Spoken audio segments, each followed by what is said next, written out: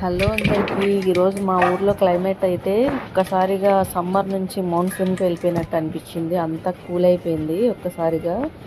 ఇంకా వాతావరణం అలా ఉన్నప్పుడు మనకి వేడిగా ఏదో ఒకటి తినాలనిపించేస్తుంది కదా. నేనైతే ఆనియన్ పకోడా చేసేస్తున్నాను. దీనికోసం ఇలా ఆనియన్స్ అయితే సన్నగా తరిగి పెట్టుకోండి. దాంట్లోనే కొంచెం కరివేపాకు, నేను ఆకుకూర కూడా యాడ్ చేశాను, తోటకూర. ఇంకా నెక్స్ట్ వచ్చేసి శనగపిండి, కొంచెం కార్న్ఫ్లోరు, మీ టేస్ట్కి సరిపడా కొంచెం కారం, ఉప్పు యాడ్ చేసుకోండి. నెక్స్ట్ వచ్చేసి ఇవి కొంచెం నువ్వులు కూడా యాడ్ చేసుకోండి, టేస్ట్ బాగుంటుంది తినేటప్పుడు. ఇంకా కొంచెం 2 స్పూన్స్ ఆయిల్ కూడా యాడ్ చేసుకుని ఇది మొత్తం ఈ పిండి, ఆనియన్స్ ఇదంతా మంచిగా కలిపేసుకోండి ముందు, వాటర్ వేయకముందు. తర్వాత కొంచెం కొంచెంగా వాటర్ వేసుకుని పిండి అయితే ఇలా ఈ కన్సిస్టెన్సీలో కలిపేసుకోండి.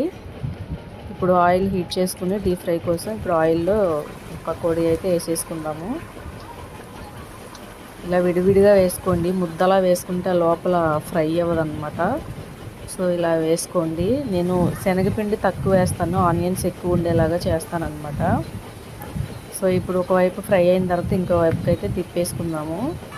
ఇంకా అటు కూడా ఫ్రై అయిపోయిన తర్వాత తీసేసుకుంటే వేడి వేడి పకోడీ అయితే ఇట్లా రెడీ అయిపోయింది.